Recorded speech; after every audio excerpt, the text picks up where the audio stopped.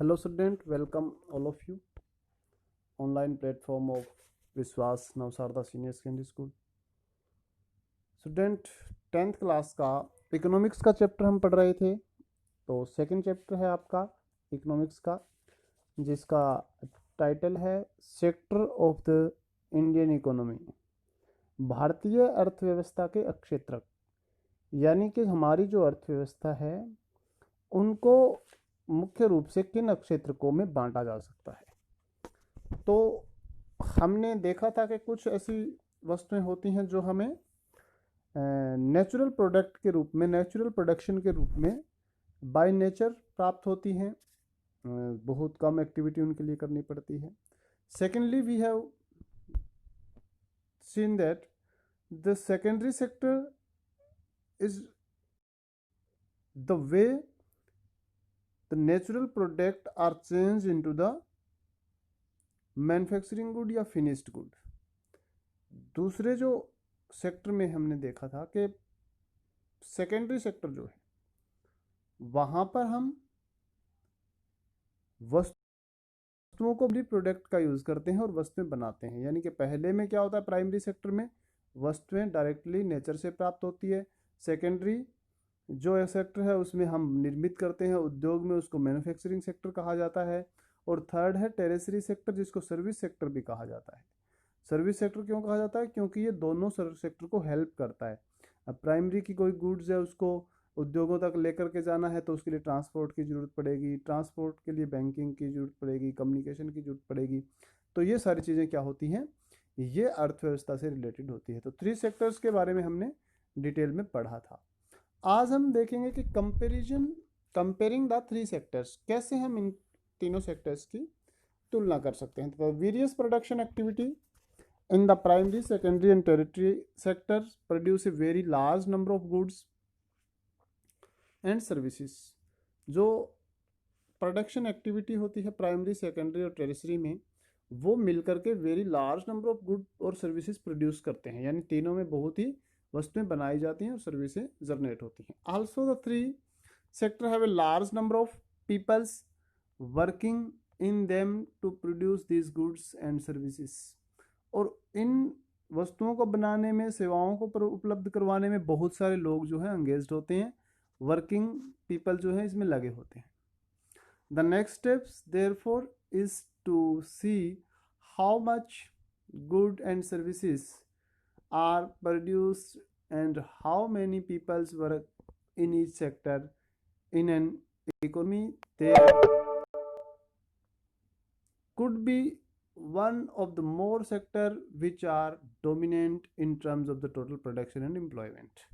अब किसी भी सेक्टर को सब बड़ा या छोटा जैसे हम मानते हैं तो उसमें कितने लोग उसमें लगे हुए हैं, एम्प्लॉयमेंट, और कितना प्रोडक्शन उसमें हो रहा है, इस बात से डिसाइड होता है how work in the sector, कितने उसमें लगे हुए हैं, एंड इकोनॉमी, और जो अर्थव्यवस्था में योगदान कर रहे हैं।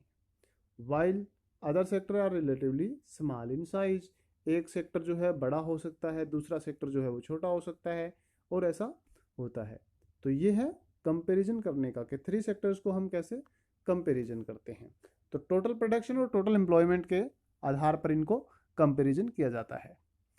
How do we count the various goods and services and now the total production in each sector। अब हम कैसे जानेंगे कि कितनी वस्तुएं पैदा हुई है, कितनी प्रोडक्शन किया है हमने, गुड्स कितनी बनाई है, सर्विसेज कैसे जनरेट हुई है, तो उसको मापेंगे कैसे। तो with so many thousands of goods and services produced you might think this is an impossible task।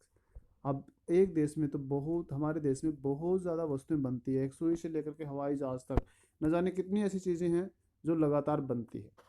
तो उनको हम कैसे मापेंगे, कैसे हम उनको गिनेंगे, उनकी गिनती क्या कैसे करेंगे, ये एक इम्पॉसिबल टास्क है। Not only would the task be enormous, you might also wonder how we can add up car and computers and nails and furnitures। और सभी वस्तुएं हैं वो अलग अलग हैं, कार है, कंप्यूटर्स हैं, नेल्स हैं, तो उनको फर्नीचर्स हैं, तो उनको कैसे हम काउंट करेंगे, कैसे जोड़ेंगे। अब एक कार के बराबर एक कंप्यूटर तो नहीं हो सकता, तो ये एक फर्नीचर उसके बराबर नहीं हो सकता। तो ये कैसे हम उसकी गिनती करेंगे? It would not make sense, इसमें कोई सेंस भी नहीं है। अगर हम ऐसा करते हैं तो ये कोई सेंस नहीं है। तो क्या होता है? You are right in thinking so, अगर आप ऐसा सोच रहे हैं कि ऐसा करना तो सही नहीं होगा, तो you are right thinking. To get around this problem, economist suggest that the value of goods and services should be used rather than adding up the actual number। तो इकोनॉमिक्स ने कहा कि हमें वैल्यू ऑफ गुड्स को ले लेना चाहिए, services को लेना चाहिए, यानी कि जो वस्तुएं बनाई है उनकी कीमत क्या है और जो सर्विसेज जनरेट की है उनकी कीमत क्या है, वो हमें यूज करनी चाहिए वस्तुओं को जोड़ने के बजाय। For example, if 10,000 kgs of wheat is sold at Rs 8 per kg, then value of wheat will be 80,000। अगर 10,000 किलोग्राम गेहूं 8 रुपये पर किलो के हिसाब से बेचा जाएगा तो 80,000 रुपये का होगा। The value of 500 coconuts 5,000 coconuts are 10 per coconuts will be 50,000। तो इसी प्रकार से 5,000 कोकोनट्स नारियल हैं, उनकी वैल्यू अगर एक की 10 रुपये हैं तो 50,000 रुपये उनकी वैल्यू हो जाएगी। Similarly the value of goods and services in the 3 sector are calculated then added up. और इसी प्रकार से तीनों सेक्टरों में जितनी वैल्यूज वस्तुएं बनी हैं उनको ऐड कर लिया जाता है और वो हमारी टोटल जीडीपी होती है, जिसको हम अपनी अर्थव्यवस्था कहते हैं। तो इस प्रकार से वैल्यू ऐड करते हैं। अब remember there is one precautions one has to take, यहाँ पर एक सावधानी बरतने की आवश्यकता है। नॉट एवरी गुड और services that is produce are sold need to be count. अब सारी वस्तुओं को जोड़ने की जरूरत नहीं है। It makes sense only to include the final goods and services. अब कौन सी वस्तुओं की कीमत लगाएंगे? जो फाइनल गुड्स हैं, जो सर्विसेज हैं फाइनल, उनकी एडअप करेंगे, बाकी को ऐड करने की आवश्यकता नहीं है। Take for instance a farmer who sells wheat to a flour mill of Rs 8 per kg। अब एक किसान के पास गेहूं है और उसने वो किसी फ्लोर मिल वाले को 8 रुपए किलो के हिसाब से बेच दिया। The mill grinds the wheat and sells the flour to a biscuit companies for Rs 10 per kg। अब उसने मिल वाले ने क्या किया, उस गेहूं का आटा बनाया और बिस्किट कंपनी को वो आटा 10 रुपए पर केजी के हिसाब से बेच दिया। The biscuit company use a flour and things such as sugar and oil make four packet of biscuit. अब उसमें उन्होंने शुगर और दूसरी चीजें मिला करके, तेल मिला करके उसके बिस्कुट तैयार कर लिए आटे से। It sells biscuits in the market to the consumer for Rs 60 पर केजी, या कि 15 पर पैकेट, यानी कि एक जो पैकेट है वो 15 रुपए का बेचा तो एक किलो में 4 पैकेट उन्होंने बनाए और 60 केजी के हिसाब से उनको वो आटा बाजार में उन्होंने बेच दिया। तो biscuits are the final goods, और इसमें बिस्किट्स जो है वो फाइनल गुड्स है। तो बाकी को जोड़ने की जरूरत नहीं है। 8 रुपए किलो के हिसाब से गेहूं को, 10 रुपए किलो के हिसाब से आटे को, और उनको जोड़ने की आवश्यकता नहीं है, क्योंकि वो उनकी कीमत कहाँ इंक्लूड है? बिस्किट में इंक्लूड है।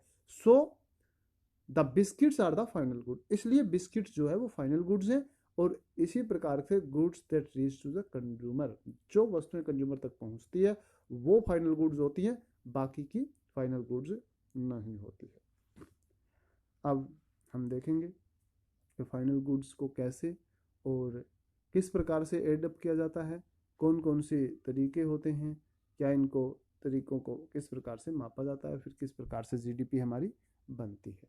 तो इस वीडियो में हम इतना ही करेंगे। नेक्स्ट वीडियो में हम देखेंगे किस प्रकार से फाइनल गुड्स एंड सर्विसेज जो है वो टेक पार्ट करती है और इनसे हम जीडीपी कैलकुलेट करते हैं। तो वो हम नेक्स्ट वीडियो में करेंगे। तो स्टूडेंट, ये आज आपके लिए था। इसमें आपने जो है फाइनल गुड्स और जो एग्जांपल्स हैं कि कैसे हम कैलकुलेट करते हैं वो आपने देखना है। तो इससे रिलेटेड जो क्वेश्चन आंसर है वो आपने कर लेनी है। नेक्स्ट वीडियो में हम आगे करेंगे। तब तक के लिए thank you, have a nice day, bye.